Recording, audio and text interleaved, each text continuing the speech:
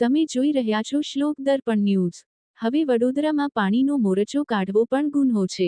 આ મોરચાને અટકાવવા માટેનું કોનું પીડબડ, જેથી પોલીસને આવી કડક સૂચના આપવામાં આવી? પોલીસે કોના ઇશારે કર્યું? આ એક પ્રશ્ન ઊભો થઈ રહ્યો છે, જેથી જો વેરા પાણીના ભરતા હોય તો સામાન્ય પ્રજા ટેક્સ ભરતી હોય તેનો હક માટે લડી શકે છે, પણ આ મહિલાઓને, પુરુષને અટકાવવા માટે કયા કોઈ આ પોલીસને સૂચના આપી? એક મોટો પ્રશ્ન।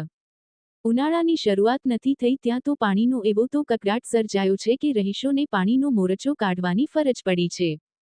પણ અહીંયા તો આ પણ ગુન્હો હોય તેમ વડોદરાના સમા વિસ્તારમાં માટલા લઈ નીકળતી મહિલાઓને પોલીસે સ્થળ પર પહોંચી ઉગ્ર રૂપ બતાવ્યું હતું। ઉગ્ર રૂપ જ્યાં બતાવવાનું હોય ત્યાં આગળ તો પોલીસની ભ્રષ્ટાચાર કરતા હોય ત્યાં કોઈ કાર્યવાહી કરવામાં જ નથી આવતી। જ્યાં ખેચમતાનીના દ્રશ્યો સાથે જાણે રજૂઆત કરતી મહિલાઓ ગુનેગાર હોય તેમ તેઓની અટકાયત કરવામાં આવી।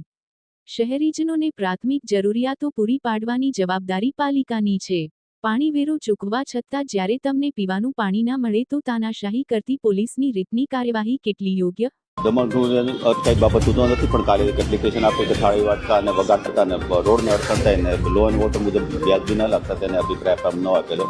આની તૈયારી રૂપે જે પ્રદર્શન કરતા એ વ્યાજબી નહોતું, એટલે પોલીસે 7 લેડીઝ અને 8 જેન્ટ્સને રોડ ઉપર આવવાની તૈયારી જ હતી, એટલે પોલીસ હતી। પણ જ્યારે સોસાયટીમાં કરી રહ્યા હોય રોડ ઉપર આવે તે સમયે હા, તો એની રાહતાના જો મેડમ હવે ડિપેન્ડ કરે છે કે લો એન્ડ ઓર્ડર મુજબ પોલીસનું સિલેક્ટ છે એ મુજબ કાર્યવાહી કરે। મેં અત્યારે હાજર નહોતો એટલે મને ખ્યાલ નથી આ બાબતે। અચ્છા, જે રીતે પીઆઈની એક જવાબદારી ને ફરજ બનતી હોય છે કે વિસ્તારમાં જે પ્રકારની ઘટનાઓ બનતી હોય એને રોકવા માટે ત્યાં હાજર રહેવું, જે રીતે જ્યાં દરમિયાન કોન્સ્ટેબલ અને મહિલાઓ વચ્ચે ઘર્ષણ ચાલતું હતું પીઆઈ તો સ્થળ છોડીને જતા રહ્યા। પીઆઈ હાજર હતા સ્થળ છોડીને જતા રહ્યા તો સાહેબ એના બાબતે ડિપાર્ટમેન્ટની બાબત છે।